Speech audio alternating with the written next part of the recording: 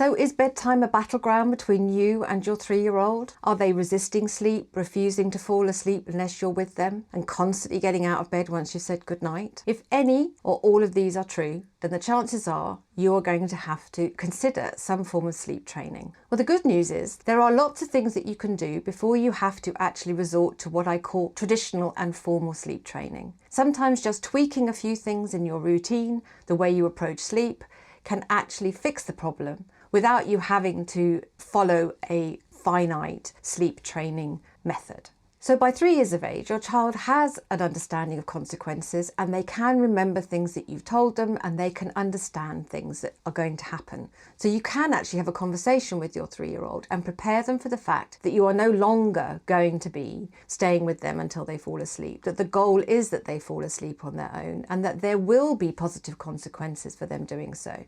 If you haven't done so already, implement a regular and recognisable bedtime routine. That in itself could solve so many of your problems.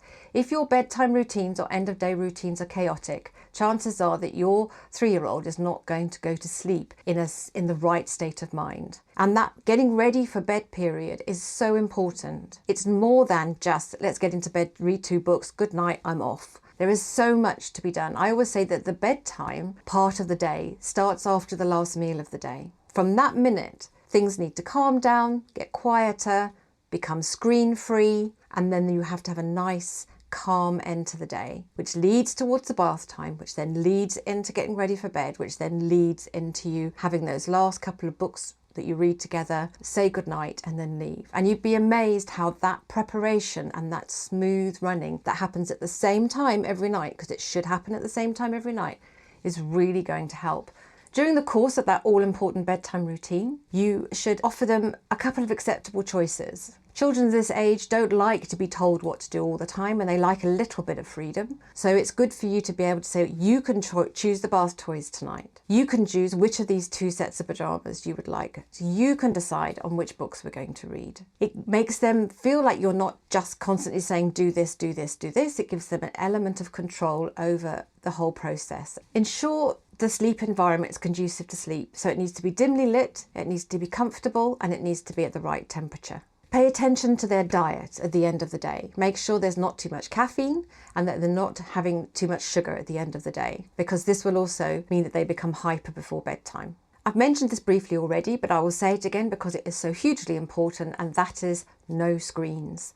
There should be no screens in your child's bedtime routine. So from after tea time until they say goodnight, no screens. It stimulates their brains to such a degree that it will definitely interfere with their nighttime sleep. And even if they fall asleep quickly, they're more likely to wake up in the night if they've been exposed to screens in the lead up to bedtime. You need to be very present in that play to bedtime transition. So once they've had tea and they're having a bit of quiet play at the end of the day, before you have the bath and then before they go to bed, you need to be very, very present. In fact, it's probably the most important time of the day when you need to be on it. I get it, you're tired at the end of the day. And it's very easy to shout instructions from the kitchen when you're clearing up from the meal. We'll tidy up your toys, we're going to go and have a bath in a minute. Trust me, I have not come across a 3-year-old yet who's going to go, okay, and then you walk into the room and it's all tidy. They're also tired at the end of the day. You need to walk them through this together. If you don't, you're likely to have more meltdowns. You're going to get frustrated because they're not doing what you asked. They need your help to succeed at this time of the day. You want to do your utmost to avoid overtiredness, because overtiredness would definitely sabotage your bedtime routine. So you need to make sure they are getting enough daytime sleep or rest. Some 3-year-olds will not be taking a nap during the day anymore. Some will, but there are a lot that won't. Therefore, you need to make sure they have some quiet time during the day. Quiet time is really key. It's a time usually after lunch where you encourage your 3-year-old to sit quietly. I would say if you can in their room, because that encourages them to feel quiet on their own, but without the pressure of falling asleep. So they can do quiet play, they can listen to an audiobook, they can look at books themselves, but you encourage them to sit quietly for a while, just to recharge their batteries. Take into consideration what's happened in their day as well, because some days are going to be more busy than others. So don't be afraid to bring bedtime forward, or if they happen to have fallen asleep in the back of the car when you were coming home, don't be afraid to push bedtime out. Although I recommend it happens at the same time on most days, if need be, you can shift it by 15 minutes to half an hour.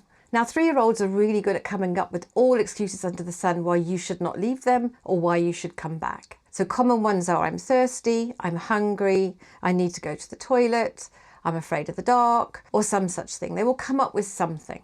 So try and stay one step ahead. Make sure if it's fear of the dark that they've got a night light.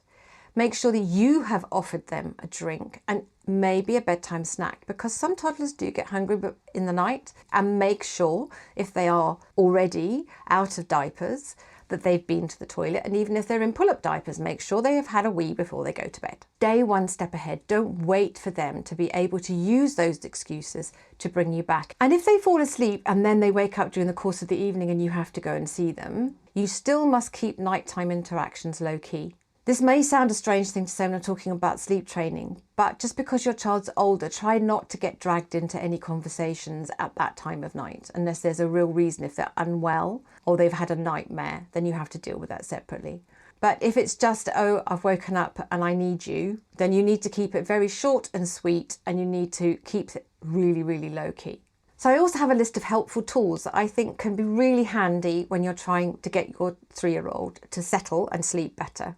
The top of my list is a toddler alarm clock. Toddler alarm clocks are really good for helping toddlers focus. 3-year-olds are perfectly capable of understanding the concept of the red light means I must stay in bed, the green light means I can get up. It gives you an element of control as to when they can wake, and also it helps with early morning wakings really well. I've already mentioned audio apps, but I'll mention them again because they are one of my favourite things as well, and I've had a lot of success with those. Another thing that a lot of children like is a night light or a ceiling projector. Again, it gives them a focus, it gives them something to look at. It's just not this bland or this very dark room.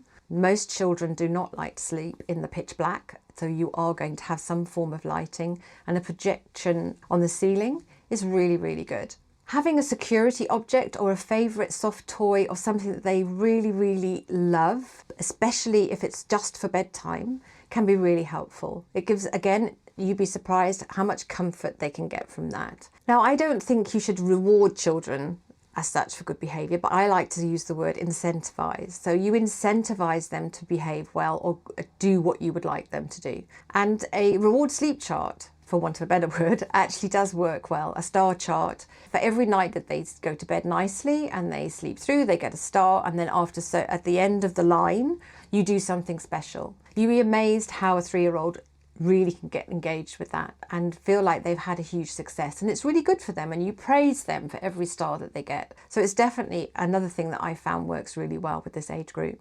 So as I said, just implementing some or all of those things that I've just mentioned can improve your 3-year-old sleep.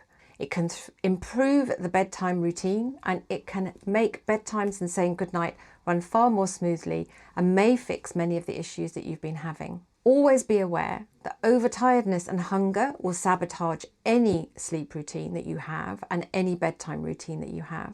And be aware of any important life change that's going on in your 3-year-old's life, because that will also disrupt their sleep and their ability to be parted from you at bedtime, because it will make them more anxious. So if you've tried all those things or some of those things and you have addressed everything in every possible way that you think you can, but you're still not having success, that your 3-year-old is still refusing to fall asleep without you, is still getting up multiple times, is still screaming and shouting and calling you back, and it's just not working, then you're obviously going to have to concentrate on a more definitive sleep training method. And there's a lot to choose from. So which sleep training method do you use? Well, I always say that you should be well informed first. Read everything you can about the different sleep training methods. When you're reading it, something will resonate with you and you'll say, yes, I think that's the one that works for me. Now, I'm going to recommend the ones that I think are suitable for this age group and why I think they work, and in my experience, how they've worked. But you should always choose a sleep training method that feels right. If it feels wrong in any way, then do not do it. You have to be committed to it. You have to feel comfortable with it. Otherwise, you will not persist, and if you show any hesitancy or inconsistency, then it's not going to work. I've actually written a post on the top sleep training books that I think are really worth reading. So take a look at that post. There's a link in the description box below. So the top methods I would recommend for this age group are: 1, the chair retreat method. This is where you start close to the bed or crib where your child is sleeping, and you gradually move the chair further and further away every night while your child's falling asleep until you're out of the room. The second one, which is a favourite of mine, is the I'll be back method. So you settle your toddler to sleep and you say goodnight, and then you give some excuse you're going to do some banal task, like I've got to go and load the dishwasher or put some washing in the washing machine, something that they would not be interested in, and say I'll be back, and you always must return. And what you do is you gradually increase the amount of time that you're away until they are falling asleep before your first return. My third method would be an incentive-driven method where you use a star chart or a marble jar. You can actually use these in conjunction with the first two methods, because if they succeed, then you can put a star on the chart or a marble in the jar.